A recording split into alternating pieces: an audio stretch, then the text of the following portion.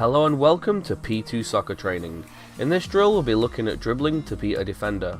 The first part of the session, which will be our warm-up, will consist of a 24 by 24 yard grid with each of your players having a ball.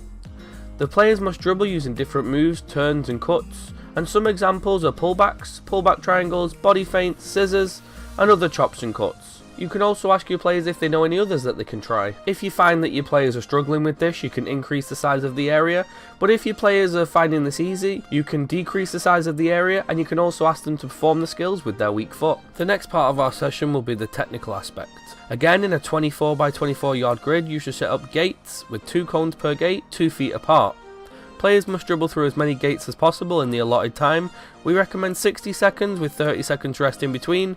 This keeps the drill high intensity. Players will count the amount of gates they dribble through in the allotted time. During the drill, introduce stipulations such as you must go through the gate with your weak foot, or you must perform a move that you have learned during the session in between the gap of cones.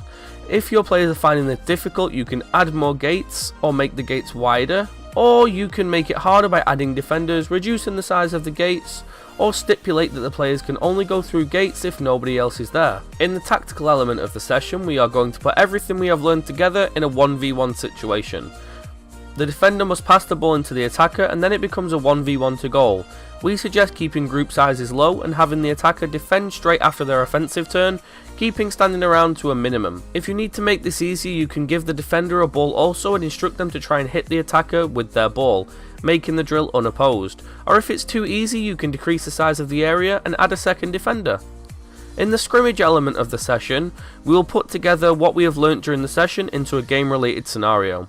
We recommend playing 5v5, which keeps the game flowing and keeps all the players involved. We can add stipulations and make adaptations to the game, such as adding an end zone rather than a goal to encourage dribbling. A good way to make this easier is to give goals or points to the players who can perform the highlighted moves that we have done during the session to beat a player. Thank you very much for watching, and for more videos like these, including session plans, visit p2.soccer.